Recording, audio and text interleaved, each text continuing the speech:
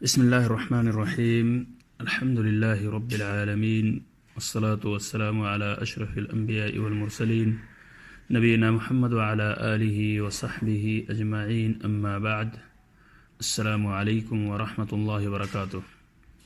معزز سامعین کرام، اربعین نوویہ کی 15ویں حدیث اور اس سے متعلق اس سے مستنبط احکام و فوائد کا تذکرہ سماعت فرمائیں۔ سامعین کرام، یہ حدیث اسلامی آداب سے متعلق ہے اور ابو ہریرہ رضی اللہ تعالیٰ عنہ کی حدیث ہے۔ فعن ابی ہریرہ رضی اللہ عنہ ان رسول اللہ صلی اللہ علیہ وسلم قال من كان يؤمن بالله واليوم الآخر فليقل خيرا أو ليصمت ومن كان يؤمن بالله واليوم الآخر فليكرم جاره ومن كان يؤمن بالله واليوم الآخر فليكرم ضيفه، رواہ البخاری و مسلم۔ ترجمہ: ابو ہریرہ رضی اللہ عنہ سے روایت ہے کہ رسول اکرم صلی اللہ علیہ وسلم نے ارشاد فرمایا، جو شخص اللہ اور یوم آخرت پر ایمان رکھتا ہے تو اسے چاہیے کہ بھلی بات کہے یا خاموش رہے، اور جو شخص اللہ اور یوم آخرت پر ایمان رکھتا ہے اسے چاہیے کہ اپنے پڑوسی کی عزت کرے، اور جو شخص اللہ اور آخرت کے دن پر ایمان رکھتا ہے اسے چاہیے کہ اپنے مہمان کا احترام کرے، اس کی عزت کرے۔ یہ روایت بخاری اور مسلم کے اندر موجود ہے۔ معزز سامعین کرام، فوائد و احکام اس حدیث سے متعلق جو ہیں اس کو بھی سماعت فرمائیے۔ حدیث میں مذکور ایمانی خصلتیں حقوق العباد سے متعلق ہیں اور مکارم اخلاق کی جامع ہیں۔ اللہ اور یوم آخرت پر ایمان کا ایک تقاضا یہ ہے کہ مسلمان بھلی بات کہے یا خاموش رہے، یعنی جب مسلمان آدمی کوئی بات بولنا چاہے تو اس کے نتیجہ پر غور کرے، کیا اس میں کوئی ضرر یا فساد یا خرابی ہے، اور کیا یہ بات آدمی کو کسی حرام یا مکروہ تک لے جاتی ہے۔ اگر ایسا نہیں ہے تو زبان کھولے، ورنہ زبان بند رکھے، خاموش رکھے۔ سامعین کرام، یہ بھی پتہ چلتا ہے اس حدیث سے کہ بے فائدہ کثرت کلامی اور بسیار گوئی بری چیز ہے۔ عمر رضی اللہ عنہ کا قول ہے کہ جو زیادہ باتیں کرتا ہے زیادہ غلطیاں کرتا ہے، جو زیادہ غلطیاں کرتا ہے اس کے گناہ بڑھ جاتے ہیں، اور جس کے گناہ زیادہ ہوں جہنم اس کا زیادہ حقدار ہے۔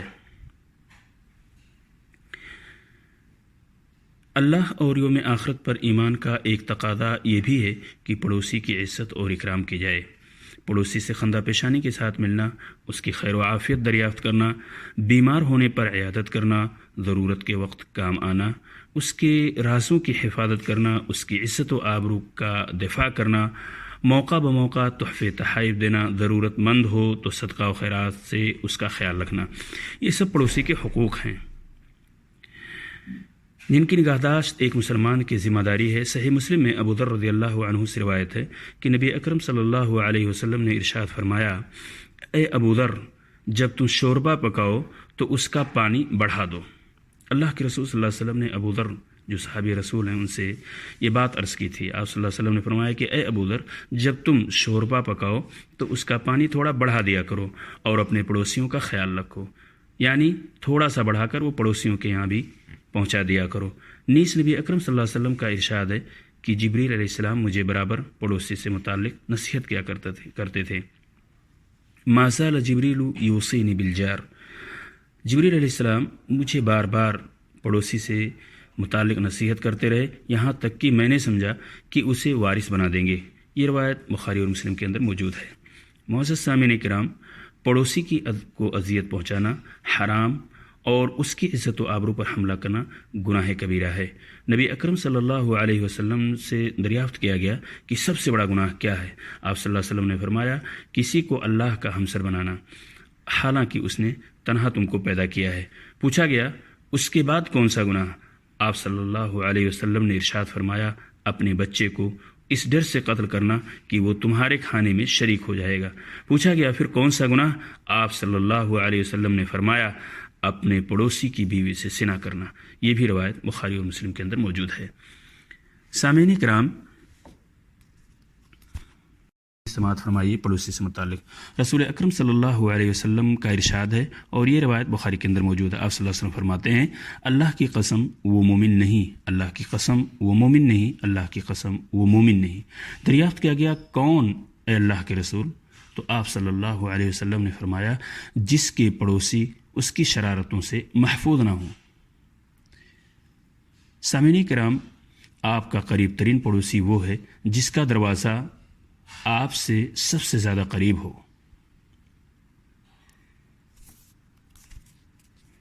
کی وضاحت اور کر دینا یہاں مناسب سمجھتا ہوں، اور اسی پہ اپنی بات ختم کرنا چاہتا ہوں۔ سامعین کرام، اس بات کا سمجھ لینا نہایت ضروری ہے کہ پڑوسیوں کی 3 قسمیں ہیں۔